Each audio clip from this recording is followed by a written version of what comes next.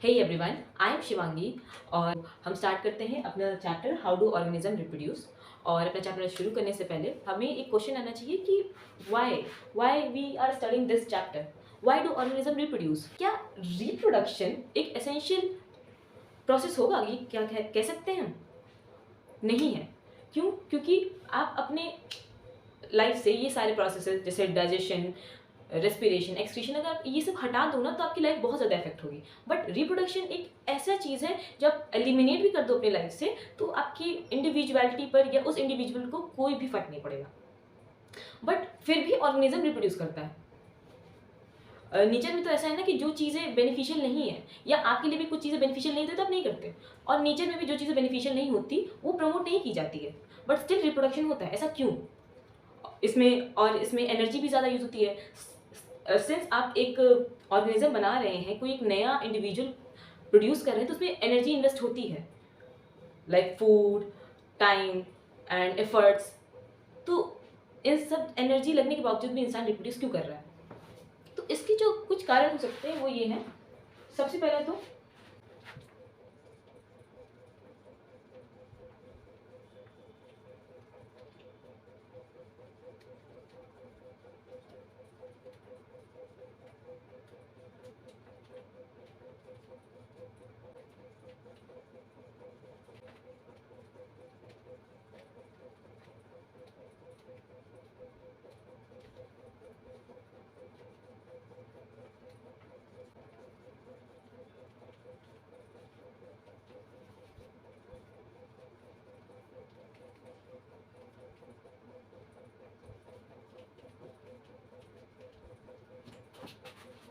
पहला कि हम जो ऑर्गेनिज्म ऑब्जर्व कर रहे हैं वो हम कैसे कर पा रहे हैं। हम अपने एनवायरनमेंट में इतने सारे ऑर्गेनिज्म देखते हैं, जैसे लायन हो गया, ट्री हो गया, बर्ड्स हो गए, ह्यूमंस हो गया, वो आपको कैसे दिख रहे हैं? अगर उनमें से कोई भी उनमें से कोई भी ऑर्गेनिज्म अगर रिप्रोड्यूस नहीं करता तो क्या आप वो देख पाते? जो चीज़ें आप अभी देख रहे हो क्या आपके आने वाले जो ग्रैंड चाइल्ड्स हैं क्या वो देख पाएंगे? या आपके ग्रैंड पेरेंट्स ने जो ऑर्गेनिज्म देखे थे अपने टाइम पे, और अगर वो ऑर्गेनिज्म रिप्रोड्यूस ना करते तो क्या आप उसे अभी देख पाते?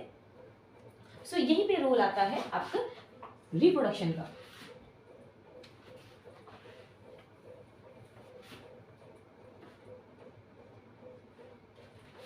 तो यहीं पे रोल आता है आपका रिप्रोडक्शन का। Next is to ensure survival and continuity of species. अब फॉर एग्जाम्पल जैसे आपके पेरेंट्स हैं या आपके ग्रैंड पेरेंट्स हैं, उनकी एक दुकान होगी, वो चाहेंगे कि उनकी दुकान जो इतनी अच्छी चल रही है वो चलती रहे, ठीक, उनका खूब नाम हो, उनके बच्चों का भी खूब नाम हो, पूरे शहर में उस फैमिली को जाना जाए, तो क्या करेंगे? वो चाहेंगे कि उनकी उनकी जो पूरी फैमिली है वो कंटिन्यू रहे, वो ख़त्म ना हो। तो नेचर भी यही चीज़ करता है कि किसी एक स्पीशीज़ को कंटिन्यू रखने के लिए भी रिप्रोडक्शन करवाता है, ताकि वो स्पीशीज़ सर्वाइव करे और उसकी जो रिप्रोडक्शन है वो कंटिन्यू रहे।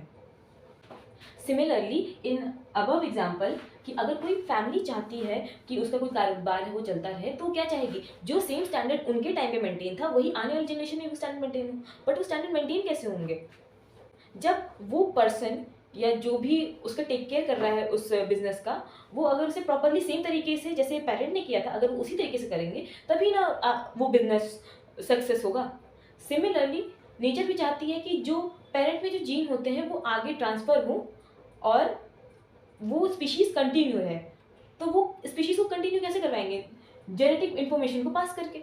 जेनेटिक इन्फॉर्मेशन क्या होता है we will discuss later, okay. So एक एग्जाम्पल ये हो गया, एक हमारा रीजन ये हो गया। Next is evolution.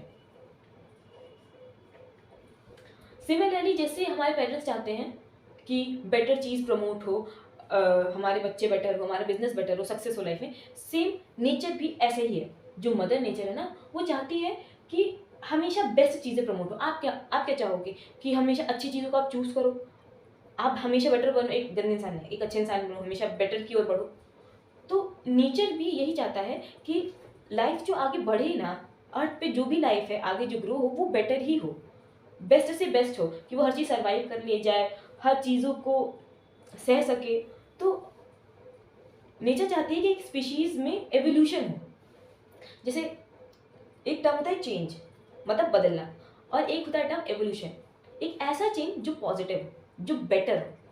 जैसे आपके फ्रेंड्स बोलते हैं ना कि जब आप पढ़ने लगो तो आपके फ्रेंड्स बोलेंगे अरे यार ये तो बदल के आप हमारे से हैंग आउट नहीं करता और ये वो। तो आप उनको बोलना ना कि आप चेंज नहीं हुए हो, आप इवॉल्व हुए हो। ठीक, तो एवोल्यूशन यही होता है कि कोई एक change, a change which has progress and betterment.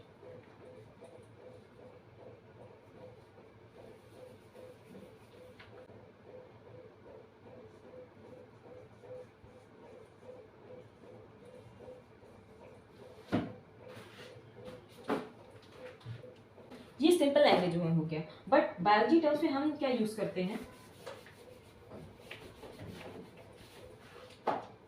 A series of change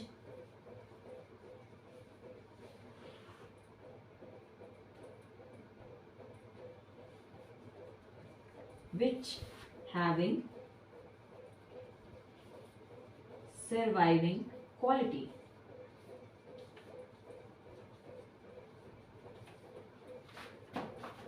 Okay, so let's move on the next topic. Next जो हमें क्वेश्चन आना चाहिए माइंड में कि जो भी ऑर्गेनिज्म रिप्रोड्यूस कर रहा है, कोई भी ऑर्गेनिज्म अगर कुछ भी पैदा कर रहा है तो क्या वो एग्जैक्ट कॉपी अपना प्रोड्यूस कर रहा होगा? क्या ऐसा सच में होता है?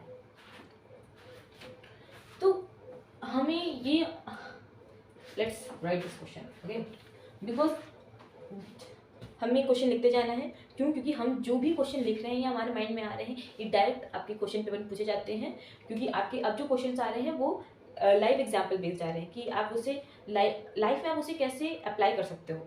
तो आपको वैसे ही पूरा चैप्टर पढ़ना चाहिए। ओके, तो नेक्स्ट जो हमारा क्वेश्चन बनेगा कि do organism produce the exact copy?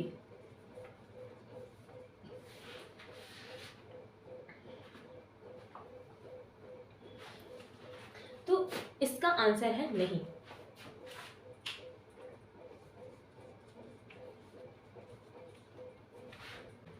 तो आप बोलोगे ये कैसे? हम अपने पेरेंट्स की तरह दिखते हैं, एक स्मॉल बर्ड अपने पेरेंट बर्ड की तरह दिखेगी, एक पप अपने डॉग की तरह दिखेगा और एक किटन अपनी कैट की तरह दिखेगी। सो ये आंसर नो क्यों है? तो क्या होता है ना, ऑर्गेनिज्म सिमिलर दिख सकते हैं। तो क्यों? क्योंकि उनके जो ब्लूप्रिंट्स होते हैं, एक टर्म है आपके एनसीईआरटी में ब्लूप्रिंट। ब्लूप्रिंट क्या होता है ना कि जो आपका जेनेटिक मेकअप होता है, मतलब जेनेटिक मेकअप मतलब आपका डीएनए। तो जो आपका डीएनए होता है ना, ये आपका ब्लूप्रिंट होता है। जो भी आपकी बॉडी में डीएनए होगा वो आपको ब्लूप्रिंट कहलाएगा। तो अगर ये सिमिलर होता है तो ऑर्गेनिज्म भी सिमिलर होता है। मीन्स डीएनए सिमिलर तो ऑर्गेनिज्म सिमिलर। पर इफ थोड़ा सा भी फ्लक्चुएशन डीएनए में आएगा तो ऑर्गेनिज्म में चेंजेस होंगे। ठीक, बट आप सोचो कि आप कुछ भी काम करते हो, क्या वो प्रॉपर काम होता है? उसमें कुछ ना कुछ तो गलतियां होंगी ही। हम ह्यूमंस हैं, एरर तो करेंगे ही, गलतियां तो सबसे होती है। तो जो डीएनए मेकअप हो रहा है, जो डीएनए बन रहा है, क्या वो एग्जैक्ट सिमिलर बन पाएगा किसी भी रिप्रोडक्शन में? ऑल्दो ये बोला जाता है कि दो टाइप के रिप्रोडक्शन होते हैं, asexual and sexual. Asexual में इंडिविजुअल जो बनते हैं वो एकदम सिमिलर होते हैं, बट सिमिलर होते हैं बट वो आइडेंटिकल नहीं होते। फॉर एग्जाम्पल जैसे हम ह्यूमंस हैं, ठीक, हम सेक्शुअल रिप्रोडक्शन से हुए हैं, इट मीन्स हम डिफरेंट होंगे, हम आइडेंटिकल नहीं होते अपने पेरेंट्स से। बट जो आपके कुछ ऑर्गेनिज्म होते हैं जैसे आपका अमीबा जो कि फिजन से बनता है, उसमें बोला जाता है कि इंडिविजुअल सिमिलर होता है अपने पेरेंट्स से। बट वो सिमिलर होगा, बट एक जब हम उसे मॉलिक्यूलर लेवल पे देखते हैं ना कि पूरा डीएनए मेकअप उसका कैसा है, तो एक जगह पे कुछ ना कुछ तो डिफरेंस होता ही होता है। कोई भी ऑर्गेनिज्म आइडेंटिकल होता ही नहीं, not even the identical twins. बोलते आइडेंटिकल हैं बट होते नहीं है, क्योंकि आपका 0.00001% डीएनए भी डिफर हो जाता है, किसी का 100% डीएनए सिमिलर नहीं होता। Okay, mark my words. अब क्या होता है ना कि एक टर्म होता है क्रोमोसोम, जो आपने अपने क्लास 9 में पढ़ा होगा, न्यूक्लियस के अंदर होता है। ये हमारा सेल, ये हमारा न्यूक्लियस,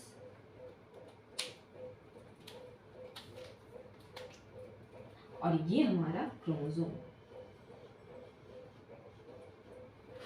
ये आपने पढ़ा होगा क्लास 9 में। तो क्या होता है, ये जो हमारा क्रोमोसोम होता है इसमें ऐसे इंफॉर्मेशन होती है, ये ऐसे कॉइल स्ट्रक्चर है, ये ऐसे कॉइल स्ट्रक्चर है, ठीक, ये ऐसे कॉइल स्ट्रक्चर है। तो ये किस चीज़ का कॉइल स्ट्रक्चर है? डीएनए का। डीएनए ऐसे करके रहता है, ओके।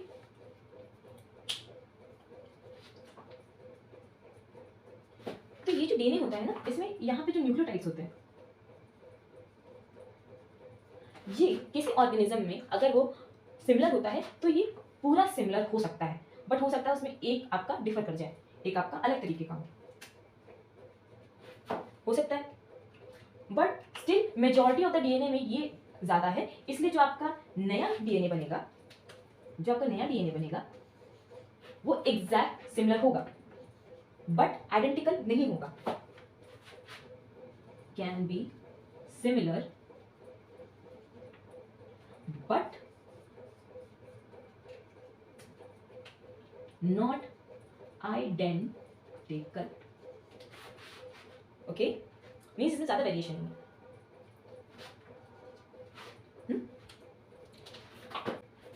तो जब ये डीएनए आपका एग्जैक्ट कॉपी बनाता है,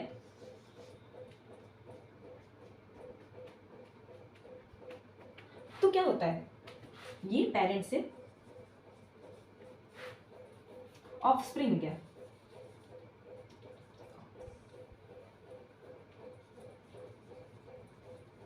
ऑफस्प्रिंग मीन्स जो आपका डॉटर सेल होता है, या आपका जो बेबी कह सकते हैं, ऑफस्प्रिंग उसको बोलते हैं, ठीक। तो जो पेरेंट ने ऑफस्प्रिंग को बनाया, तो उसने क्या किया, अपनी जितनी भी जेनेटिकल इन्फॉर्मेशन थी, पूरी जितनी भी जेनेटिकल इन्फॉर्मेशन होती ना, उसने क्या की, पूरी पास की अपने ऑफस्प्रिंग को। सेम आ गया। इसी को जो ट्रांसफर ऑफ जीन्स होता है, ट्रांसफर ऑफ डीएनए इन्फॉर्मेशन होता है, उसे हम कहते हैं इनहेरिटेंस, जो वन जनरेशन से सेकंड जनरेशन में ट्रैवल करती है। तो बायोलॉजी में एक टर्म होता है जिसे हम कहते हैं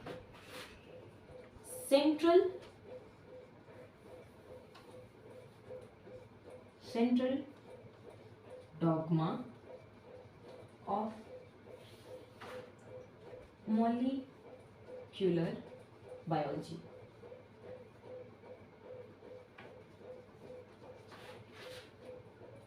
मॉलिक्यूलर बायोलॉजी एक बहुत ही वास्ट और बड़ा सब्जेक्ट है, और ये आपके लेवल पे नहीं है, बट आपको ये टर्म पता होना चाहिए। मॉलिक्यूलर बायोलॉजी एक ऐसी बायोलॉजी जिसमें हम मॉलिक्यूलर लेवल पे, मतलब आप जानते होंगे एटम से मिलकर मॉलिक्यूल्स बनते हैं, तो मॉलिक्यूलर लेवल पे जो बायोलॉजी जो चलती है वो है मॉलिक्यूलर बायोलॉजी।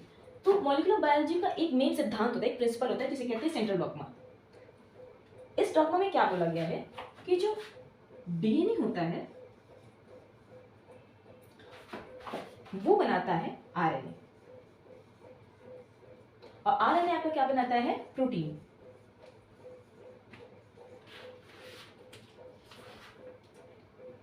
डीएनए से आरएनए, आरएनए से प्रोटीन।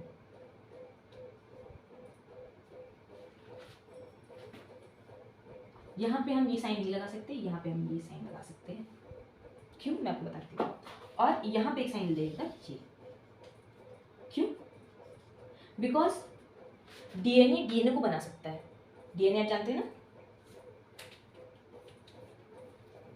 ये जो डबल स्ट्रैंडेड स्ट्रक्चर होता है डीएनए।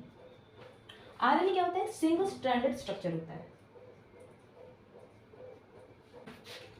डीएनए पर क्या होता है, डीऑक्सी राइबोन्यूक्लिक एसिड, और आरएनए होता है राइबोन्यूक्लिक एसिड। और प्रोटीन तो आप जानते हैं, जैसे हमारी मसल्स बनती हैं, हमारे टिश्यूज बनते हैं, तो प्रोटीन बहुत इंपॉर्टेंट चीज होता है। तो प्रोटीन किस फॉर्म में होता है, प्रोटीन जो होता है, प्रोटीन भी ऐसे फॉर्म होता है, फिलामेंटस फॉर्म में होता है, जो कि इकट्ठा होकर के एक ग्लोब्यूलर शेप या आपके प्लीट्स टाइप ऑफ शेप और स्पाइरल शेप प्रोटीन ऐसे बन जाते हैं, ठीक। पर उसमें न्यूक्लियोटाइड्स नहीं होते, उसमें सिर्फ प्रोटीन होता है। Protein means chains of amino acid. Amino acids, chain of amino acid. Amino acid क्या होता है ये आपको बाद में पता चलेगा, नेक्स्ट चैप्टर या और भी हम चैप्टर पढ़ेंगे हेरिडिटरी एंड इनहेरिटेंस, तो उसमें हम अमीनो एसिड की बात करेंगे। बस आपको ये पता होना चाहिए कि एक टाइप के एसिड्स होते हैं। ओके, तो क्या होता है ना कि डीएनए को बना सकता है, तो इसे कहते हैं, इस प्रोसेस को कहते हैं रेप्लिकेशन। ओके, इसे कहते हैं ट्रांसक्रिप्शन,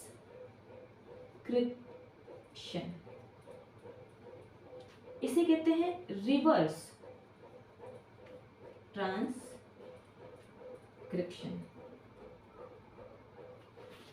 रेप्लिकेशन मतलब खुद को रेप्लिकेट कर लिया, रेप्लिका बना दिया। ट्रांसक्रिप्शन मीन्स ट्रांसक्राइब कर दिया, डीएनए से आरएनए बना दिया, किसी चीज को किसी में कन्वर्ट कर दिया, ट्रांसक्रिप्ट कर दिया। और रिवर्स ट्रांसक्रिप्शन मीन्स जो ट्रांसक्रिप्शन हो रहा है उसको उल्टा, मतलब आरएनए से डीएनए, जो कि मोस्टली हमारे वायरसेस एंड ऑल में होता है। एग्जाम्पल। ओके, और नेक्स्ट है हमारा ट्रांसलेशन। मीन्स आरएनए से हमारा प्रोटीन बन रहा है, तो ये चीज ट्रांसलेट हो रही है। ये ट्रांसक्राइब हो रही थी, ट्रांसक्रिप्ट हो रही थी, बट ये ट्रांसलेट हो रही है पूरी तरीके से। मतलब जो भी डीएनए मेकअप होगा पूरी तरीके से ट्रांसलेट हो जाएगा। मतलब हम लोग किसी, जैसे मान लीजिए आपके पास दो लैंग्वेजेस है, एक इंग्लिश और एक हिंदी, तो इंग्लिश में आपको नहीं समझ आता कुछ चीज़ें, तो आप क्या करते हो, उसे ट्रांसलेट करते हो किसमें, हिंदी में। हिंदी आपको आती है क्यों, क्योंकि वो आपकी मोस्ट फेमिलियर चीज़ है। वैसे ही प्रोटीन आपका एक ऐसा कंपाउंड है जो आप यूज़ करते हो, बॉडी उसे एब्जॉर्ब करती है या बॉडी उसे बनाती है, उसे यूज़ करती है। जैसे आप बॉडी प्रोटीन बनाती है, तो प्रोटीन से बॉडी मसल्स बनाती है, तो मसल्स क्या होता है, वो डेली लाइफ में यूज़ होती है। आप रनिंग करते हो, भागते दौड़ते हो, काम करते हो, तो उसमें मसल्स यूज़ होती है। तो बॉडी डायरेक्टली डीएनए यूज़ नहीं करती, बट डायरेक्टली प्रोटीन यूज़ करती है। तो इस फॉर्म में चेंज होने के लिए यहाँ से ये प्रोसेस से गुजरना पड़ता है हर सेल को। ओके, अब क्या होता है कि ये हर सेल में ये चीज़ चलती है, बट सोचो कि अगर ये चीज़ ना चले तो क्या हो, थोड़ा सा भी डिफरेंस आ जाए, अगर ये इससे ये बनने में अगर कोई भी, जैसे यहाँ पे न्यूक्लियोटाइड्स हैं आपके, अगर ये जो बन रहे हैं ये सिमिलर ना हो, यहाँ वाला यार डिफरेंट हो जाए, ये सब सिमिलर हो बट यहाँ वाला थोड़ा डिफरेंट हो जाए, तो यहाँ पे जो प्रोटीन बन रहा था आपका, ये ऐसे बनेगा, ऐसे बनेगा। आपका ये वाला प्रोटीन आपका डिफरेंट हो गया। इससे क्या हुआ, आपका ऑर्गेनिज्म ही चेंज हो गया। एक छोटा सा चेंज भी बहुत ही ड्रास्टिक डिफरेंस लाता है। तो इससे क्या होता है कि ऑर्गेनिज्म में बहुत चेंजेस आ जाते हैं। जिससे क्या होता है ना कि आपका जो ब्लूप्रिंट होता है ना, जैसे आपके पेरेंट्स से जब प्रोजेनी बनती है, तो उसमें हल्का सा भी चेंज आपका ब्लूप्रिंट में डिफरेंस लाता है। इसीलिए आपके पेरेंट्स का फिंगरप्रिंट्स, मीन्स आपके फादर मदर का फिंगरप्रिंट्स आपसे मैच नहीं होता, भले ही आप उनके बच्चे हैं, बट आपका फिंगरप्रिंट उनसे मैच नहीं होगा। इसीलिए सभी फिंगरप्रिंट्स यूनिक होते हैं, बिकॉज किसी ना किसी एक अमीनो एसिड में डिफरेंस होगा ही होगा। पूरा ये जो हमारा प्रोसेस चल रहा था ना सेंट्रल डॉगमा का, ये किसके अंदर होता है, एक सेल के अंदर होता है। ये सेल है, सेल के अंदर आपका न्यूक्लियस है और उसके अंदर आपके क्रोमोसोम्स हैं। इसमें ये चीज हो रही है। तो क्या होता है ना कि ये चीज करने के लिए पहले रेप्लिकेशन होगा। हमने देखा था सेंट्रल डॉगमा में, तो पहले रेप्लिकेशन होता है।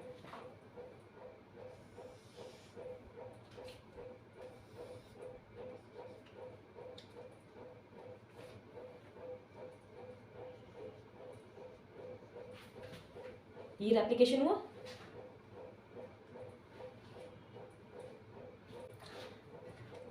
पेरेंट सेल से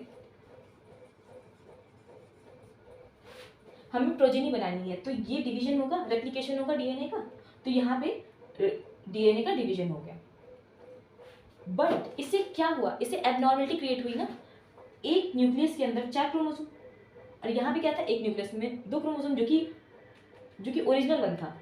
तो ये होने से क्या होता है ना, डिसबैलेंस क्रिएट होता है। तो सेल क्या करता है कि ये जो 2 एक्स्ट्रा आए ना, उसे अलग करने की कोशिश करता है। तो ये क्या होता है, ये श्रिंक होने लगता है और ट्राई करता है एक अलग से न्यूक्लियस बनाए।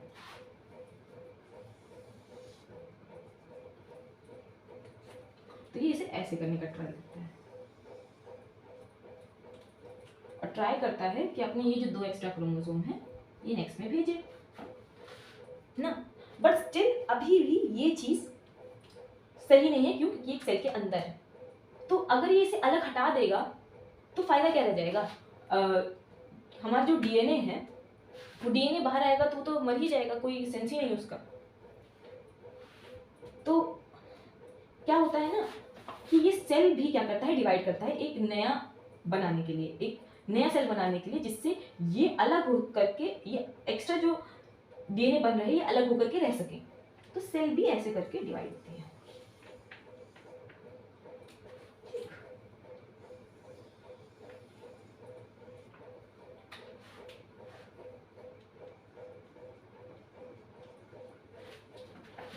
Got it? और ये फाइनली क्या करती है ना, ये अलग से 2 सेल बनाती है।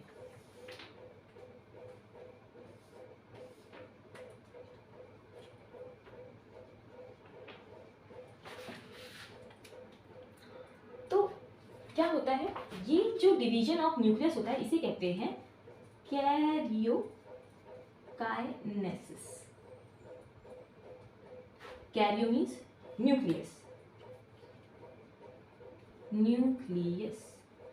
और काइनेसिस मतलब होता है आपका डिवीजन।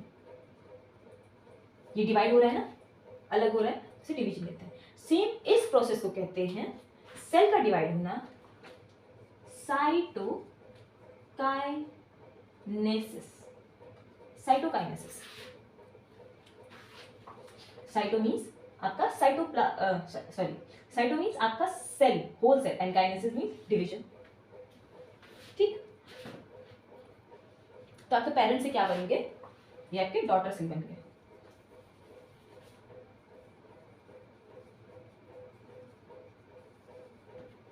इसमें exact number of copy of DNA है। तो इस तरीके से एक पेरेंट अपनी डीएनए को, अपनी जेनेटिक इंफॉर्मेशन को ऐसे ट्रैवल कराता है, ऐसे इनहेरिट करवाता है। अच्छा, अब हमारे पास एक की क्वेश्चन आना चाहिए कि जो ये डॉटर सेल्स बनी है ये देखने में सिमिलर लग रही हैं, बट क्या ये सिमिलर हैं? देखने में सिमिलर लग रही है ना, बट क्या ये सिमिलर हैं? मैंने आपको एक कॉन्सेप्ट बताया था कि हो सकता है कि जिस भी डीएनए इन्फॉर्मेशन से ये सब बन रहे हैं, जिस भी डीएनए इन्फॉर्मेशन से ये सब बन रहे हैं, हो सकता है रेप्लिकेशन के वक्त वो थोड़ी सी चेंज हो जाए, कुछ एक मॉलिक्यूल को वो डिफरेंट हो जाएगा। तो और वो किसी भी डॉटर सेल में हो सकता है या दोनों में हो सकता है, तो कुछ तो डिफरेंस आएगा ना। तो they may look similar, they may look similar but not identical. Okay, this is it.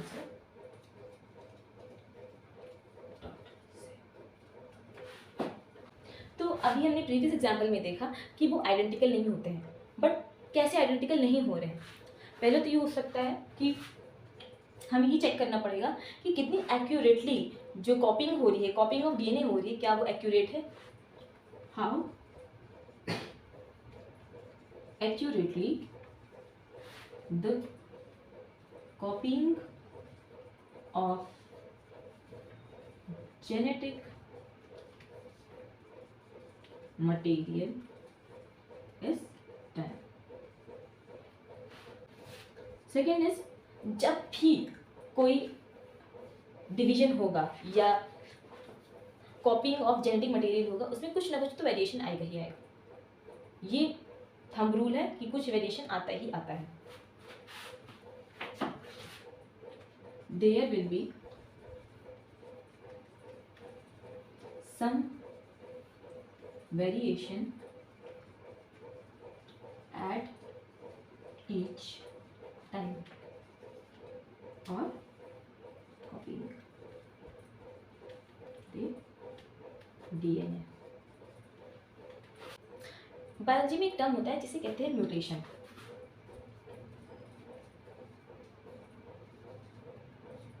But आप इसे याद मत कीजिएगा, मैं इसे समझाने के लिए इसे यूज़ कर रही हूँ। म्यूटेशन में क्या होता है ना कि जो स्मॉल स्मॉल चेंजेस होते हैं, जो थोड़ा थोड़ा जो न्यूक्लियोटाइड चेंज होता रहता है, जो सिमिलर नहीं होता है पेरेंट जेनेटिक मटेरियल से, तो वो थोड़े थोड़े चेंजेस होते हैं। बट वो चेंजेस अगर बहुत ज़्यादा हो जाए ना, मतलब एक की जगह 5-6 हो जाए, या एक ऐसा ही चेंज हो जाए जो एक ऐसा डीएनए में एक ऐसा चेंज आ जाए जो प्रोड्यूस करेगा एक ऐसा प्रोटीन जो कि लीथल होगा, मतलब एक ऐसा प्रोटीन प्रोड्यूस होगा जिससे ऑर्गेनिज्म मर जाएगा। तो कुछ चेंजेस अच्छे नहीं होते हमेशा, कुछ चेंजेस बुरे भी होते हैं जो म्यूटेशंस के रूप में आपको दिखते हैं। Mutation is not a bad word, mutation means changes, but mutation usually abnormalities के लिए यूज़ किया जाता है। तो डीएनए में कुछ भी चेंज हो रहा है और उससे अगर प्रोटीन पे इफेक्ट पड़ रहा है, तो और ज़्यादा इफेक्ट पड़ने पर या ज़्यादा ड्रास्टिक चेंज होने पर प्रोटीन बहुत ही डिफरेंट टाइप का बन सकता है, और एक जो सेल है वो डाई भी हो सकती है, मर भी सकती है, खत्म हो सकती है, लीथल हो सकती है। क्योंकि जो डीएनए ऐसा बना है, जो प्रोटीन ऐसा बना रहा है, वो लीथल टाइप का है, इसलिए एक वो सेल है वो मर सकती है। बट इसका मतलब ये नहीं है कि बहुत सारे चेंजेस होने से हमेशा ही डेथ होती है। कुछ चेंजेस होने से या ज़्यादा चेंजेस भी होने से सर्वाइविंग आनी चाहिए। अगर वो चेंजेस से अगर वो ऑर्गेनिज्म उस एनवायरनमेंट में सर्वाइव कर पा रहा है, अगर उस एनवायरनमेंट में वो ऑर्गेनिज्म रह पा रहा है, तो इट मीन्स वो चेंजेस उसके लिए सर्वाइविंग है, अच्छे हैं, इवॉल्व कर रहे हैं, उसे बेटर बना रहे हैं उसे। तो यही जो वेरिएशन, जो छोटे छोटे वेरिएशन आ रहे हैं ना, थोड़े थोड़े चेंजेस आ रहे हैं एक डीएनए से प्रोटीन बनने में और एक पैरेंट से प्रोजेनी बनने में, ये जो छोटे छोटे वेरिएशंस है ना, ये अगर बेटर होते हैं, मीन्स अगर एक ऑर्गेनिज्म को एक एनवायरनमेंट में सर्वाइव करवा ले जाते हैं, तो वो एवोल्यूशन कहलाता है।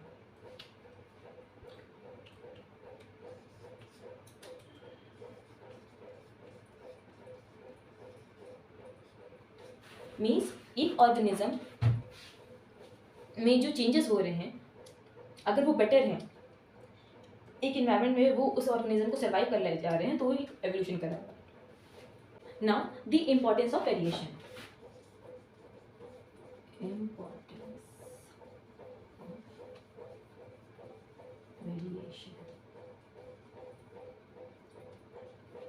मीन्स अभी जो हमने देखा अपने प्रीवियस डायग्राम्स में, कि कैसे छोटे छोटे जो चेंजेस होते हैं वो डीएनए से जब आरएनए बनता है और प्रोटीन बनता है, तो जो छोटे छोटे चेंजेस होते हैं वो कैसे अफेक्ट करते हैं चीज़ों को। तो जो अफेक्ट कर रहा है, ये जो चेंजेस ला रहा है, उसे हम वेरिएशंस कहते हैं। तो ये इंपॉर्टेंट कैसे हमारी लाइफ में कैसे हेल्प करता है, क्योंकि अगर वो हेल्प ना कर रहा होता या डिफरेंस ना ला रहा होता तो इसे नेचर प्रमोट ही नहीं करता।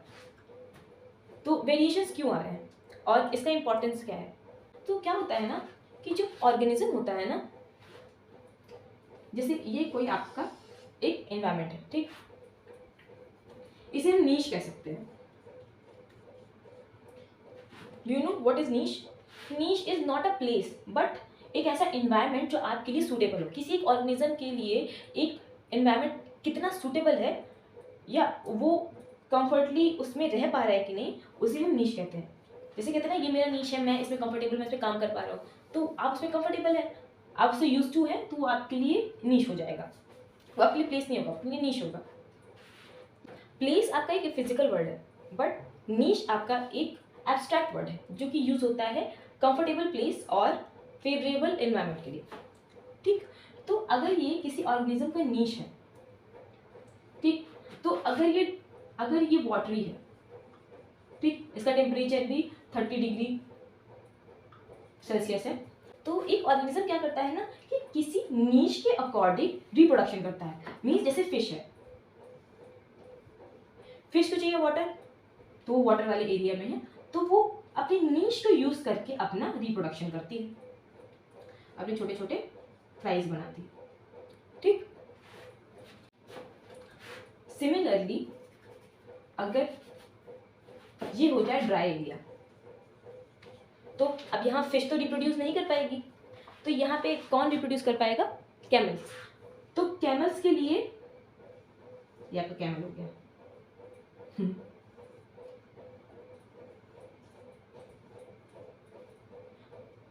तो कैमल्स के लिए ये फेवरेबल एनवायरनमेंट हो गया, तो यहाँ पे ये रिप्रोड्यूस करेगा।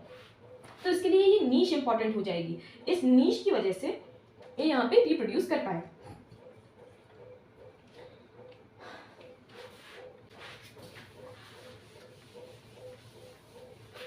बट इफ क्या हो, अगर एनवायरनमेंट में जो चेंजेस हो रहे हैं बहुत ही ज़्यादा एकदम पूरा ड्रास्टिकली एकदम चेंज हो जाए, जैसे मान लीजिए यहाँ पे ये आपका एक एनवायरनमेंट है, ठीक, ये पूरा वाटर का एनवायरनमेंट था, तो यहाँ पे फिशेस थी, ढेर सारी फिशेस थी, पर क्या हुआ धीरे धीरे ये ड्राई होने लग गया, ड्राइनेस की ओर आने लग गया। तो क्या हुआ कि इसका जो किनारे वाला एरिया था ना, यहाँ पे से लैंड जैसे आने लग गया, से लैंड आने लग गया, लैंड आने लग गया। तो ऐसे में क्या होगा, जो बहुत सारी फिशेस होंगी ना वो मर जाएंगी। क्यों? क्योंकि उनका एरिया सूख रहा है, तो जो फिश इधर रह गई वो तो डाई कर जाएगी, है ना। तो इट मीन्स कि इन सब में सिमिलर जेनेटिक मटेरियल था, बट कुछ फिशेस ऐसी होंगी जिसमें थोड़ा सा स्लाइट डिफरेंट मटेरियल होगा, जैसे इस वाली फिश में इसका जो जेनेटिक मटेरियल होगा ना ये थोड़ा सा डिफरेंट होगा। तो क्या होगा ना कि इसे सिर्फ वाटर की जरूरत नहीं होगी, वो हो सकता है कि लैंड पे भी जी ले, वो लैंड पे भी जी लेगी, वो वाटर में भी जी लेगी। तो इसमें थोड़े थोड़े से डिफरेंस आए जेनेटिक मटेरियल में, तो इससे क्या हुआ, इसे सर्वाइव करने को ईजी रहा। ये क्या शो कर रहा है, वेरिएशन, जिससे क्या हो रहा है आपका एवोल्यूशन, सर्वाइविंग आ रहा है, बेटर हो रहा है वो ऑर्गेनिज्म। और फिर क्या हुआ, धीमे धीमे इस ऑर्गेनिज्म के अंदर टेट्रापोड्स आने लगे, मीन्स आपके चार पैर आने लग गए, तो ये क्या हुआ, ये जो आपका ऑर्गेनिज्म था जब ये लाइन पे रहने लग गया तो क्या हुआ, इसमें टेट्रापोड आने लग गए, टेट्रापोड मीन्स 4 पैर। तो जब इसमें 4 पैर आने लग गए तो ये कन्वर्ट हो एम्फीबियन में। तो इससे क्या हुआ, जेनेटिक मटेरियल में हल्का सा वेरिएशन आया, वेरिएशन से आपकी सर्वाइवलिटी बढ़ी, जिससे एक नया ही ऑर्गेनिज्म बन गया। तो ये आपका हो गया इवोल्यूशन, वेरिएशन एंड एवोल्यूशन। तो ये आपका होगा importance of variation,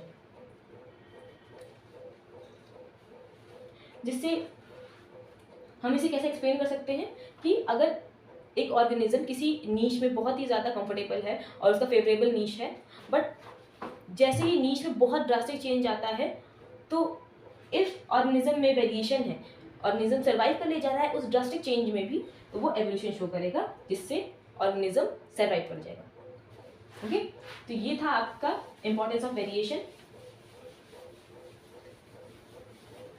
So hope you like this video, and please tell me about all the problems and confusions in the comment box.